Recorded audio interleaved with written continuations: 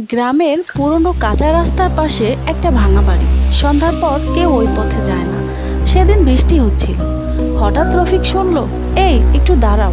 পিছনে তাকিয়ে কাউকে দেখল না। হাঁটা বাড়াতেই আবার সেই ডাক। এবার কানে কানে বলল, তুমি তো আমার নাম জানো। রফিকের শরীর ঠান্ডা হয়ে গেল। সে কাউকে চেনে না এখানে। ভয়ে দৌড়াতে গিয়ে পা হড়কে পড়ে গেল। মাটিতে পড়েই দেখলো ভাঙা বাড়ির দরজার সামনে একটা কবর।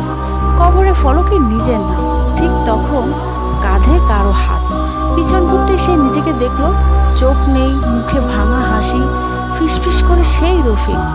রফিক বলল, কাল থেকে এই রাস্তায় আর তুমি না, আমি থাকবো। পরদিন সকালে রাস্তায় রফিকের লাশ পাওয়া গেল। চোখ দুটো খোলা আর মুখে ভাঙা হাসি। আচ্ছা, তোমরা কি আমার গল্প শুনতে ভালোবাসো? তাহলে প্লিজ সাবস্ক্রাইব করো, লাইক করো।